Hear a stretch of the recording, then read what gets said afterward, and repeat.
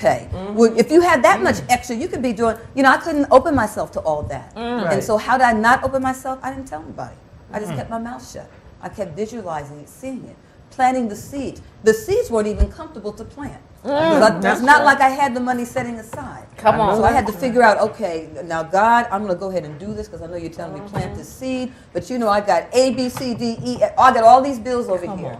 And you're going to take care of them, I know, because you're telling me to get the seed in the ground. I did it. And then I had to stand in faith to watch God take care of everything else. It's going to cost you something. Yes. It is going to cost you something. You hear this teaching, but it comes with a price. Yes. We're obedient to what the master prophet is teaching us. We're walking it out. He's established the pattern for us, and we're just following it. We don't have to really think about what to do.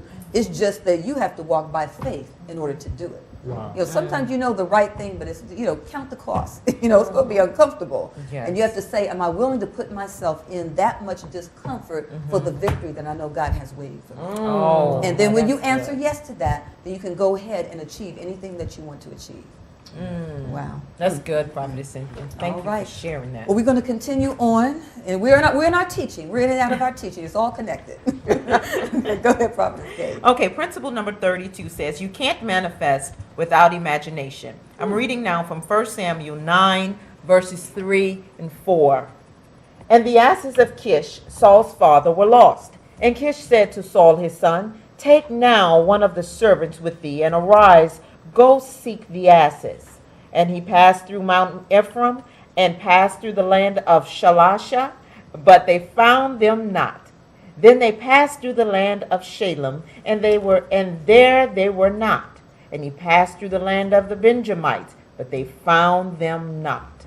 Continue. Kish discovered that his asses were lost, which caused the tension to increase. The tension moved him into action. There is a reason for the tension. There is a reason for the opposition. People always seek the prophet when there is tension and opposition in their lives. When everything is going well, the prophet is usually never sought. Now stop right there, because that is the truth. Yes. We do the conference calls. If you've ever been on any of those with us in the mornings, we do them at 7 a.m., 10. And, people come on those conference calls. They're watching us on BET or the Word Network. And when they show up on those calls, we already know that there is a need in their life. Because they don't come by chance or by accident. God prompts them really to connect with us. He's trying to get them before a prophet because there's something that needs to be addressed in their life. You don't come really before a prophet when everything's going fine, when everything is great. It's when there's a need or there's a call upon your life and God is trying to move you forward, trying to birth something in you. That's when you're going to find yourself in front of a prophet. Many of you are right there right now because there's greatness on the inside of you, and guess what? It didn't come forth. You need a prophet to birth it. You need a prophet to be your midwife to bring it forth. And that's why you're here. There's greatness on the inside of you. And so now you had to connect with the master prophet. Why? Because the master prophet is going to unlock all that potential that's on the inside of you. You need a prophet. And that prophet is going to birth some things and cause you to move into your destiny. I had property, but you know what? I've been in churches before I got here. They couldn't bring that real estate anointing forth in me. I had to come before a prophet for that to be birthed in me. Wow. When I was in other churches, I was in a one-bedroom apartment.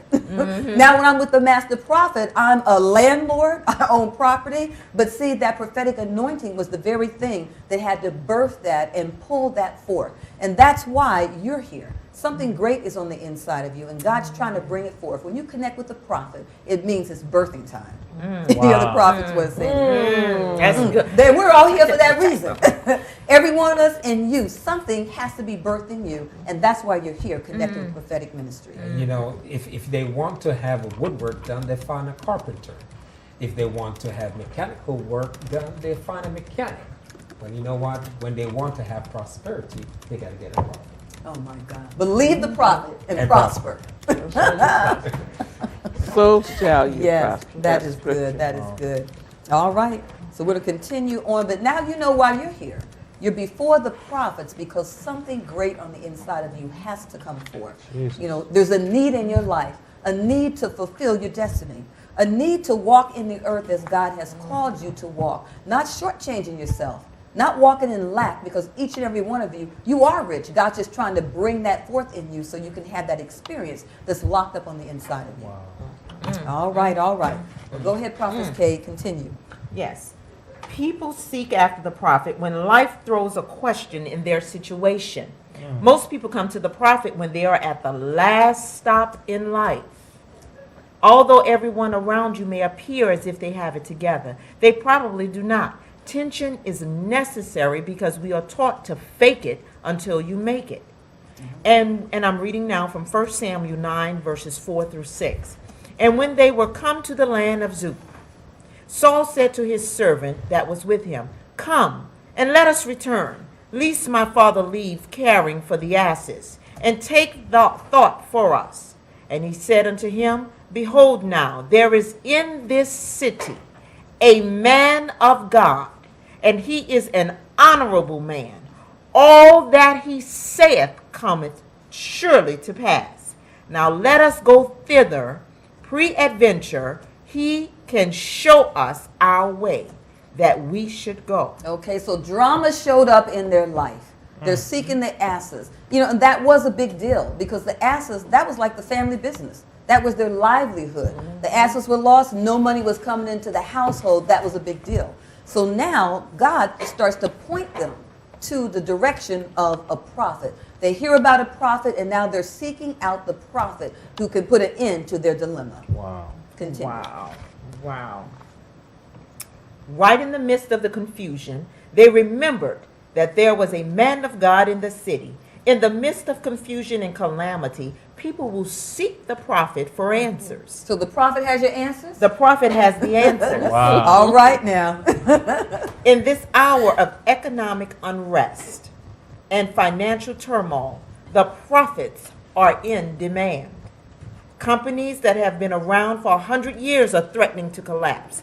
We would have never thought a year ago that Merrill Lynch would close its doors.